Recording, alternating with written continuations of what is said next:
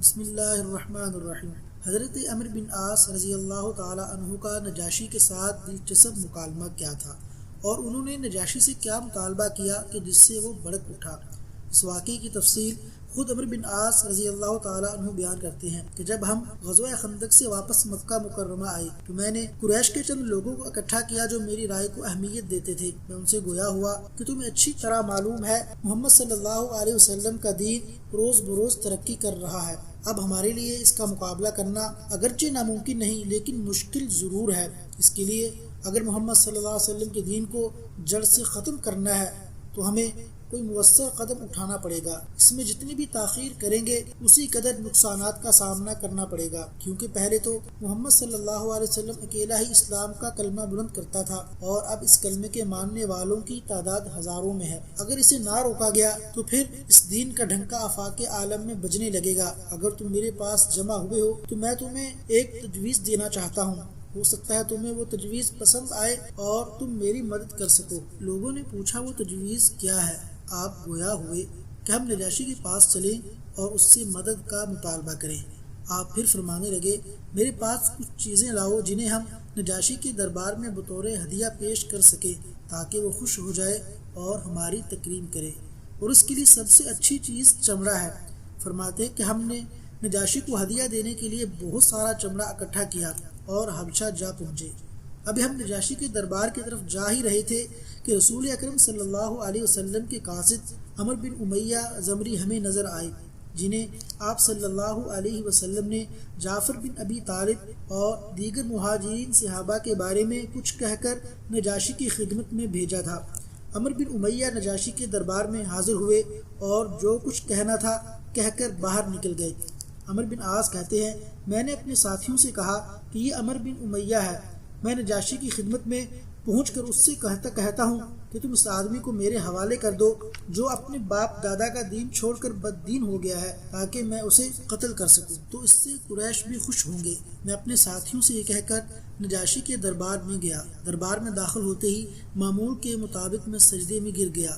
نجاشی نے کہا، میرے دوست کا آنا مبارک ہو، کیا تم اپنے ملک سے میرے لیے کوئی ہدیہ بھی لائے ہو؟ میں نے کہا، ہاں بادشاہ سلامت آپ کے لیے بہت سارا چمڑا ہدیہ لایا ہوں۔ پھر وہ ہدیہ اس کی خدمت میں پیش کیا جس سے وہ بہت خوش ہوا۔ اسے خوش دیکھ کر میں اس سے گویا ہوا، بادشاہ سلامت، ابھی ایک شخص آپ کے دربار سے نکلا ہے، وہ ہمارے دشمن کا قاصد تھا، آپ اسے میرے حوالے کر دیں تاکہ میں اسے قتل کر دوں، کیونکہ اس نے ہمارے بزرگوں کو بہت تکلیف دی ہے۔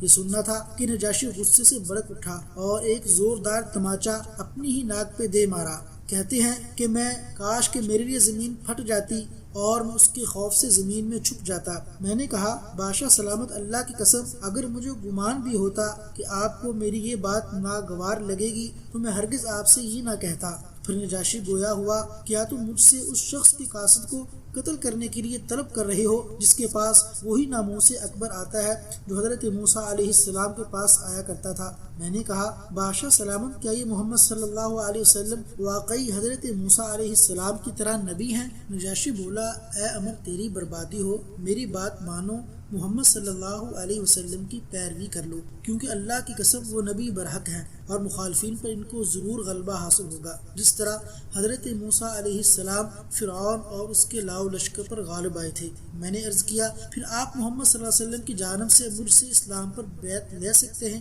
نجاشی نے کہا، ہاں کیوں نہیں۔ پھر اس نے اپنا ہاتھ پھیلا دیا اور میں نے اس کے ہاتھ پر اسلام کی بیعت کی اور دائرہ اسلام میں داخل ہو گیا اور اپنا قبول اسلام اپنے ساتھیوں سے چھپائے رکھا۔ پھر کچھ دنوں کے بعد رسول اکرم صلی اللہ علیہ وسلم سے ملنے مدینہ منورہ کا رخ کیا۔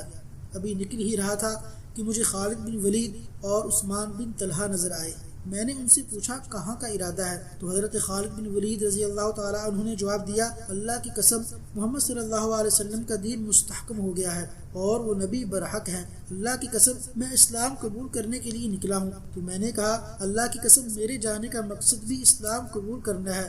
چنانچہ ہم تینوں مدینہ منورہ میں نبی کریم صلی اللہ علیہ وسلم کی خدمت میں حاضر ہوئے۔ حضرت خالد بن ولید رضی اللہ تعالیٰ عنہ آگے بڑھے اور اسلام قبول کر کے آپ کے ہاتھ پر بیعت کی۔ پھر عثمان بن طلحہ نے بیعت کی۔ آخر میں آپ صلی اللہ علیہ وسلم کے قریب ہوا اور عرض کیا، اے اللہ کے رسول، میں آپ سے اس شرط پر بیعت کرتا ہوں کہ میرے تمام گزشتہ گناہ معاف کر دیے جائیں اور میں دوبارہ ان کا ارتکاب نہیں کروں گا۔ آپ صلی اللہ علیہ وسلم نے فرمایا، اے عمر، بیعت کرو، اسلام گزشتہ گناہوں کو مٹا دیتا ہے اور اسی طرح ہجرت بھی پہلے گناہوں کو ختم کر دیتی ہے۔ پھر میں نے بیعت کی اور واپس آ گیا۔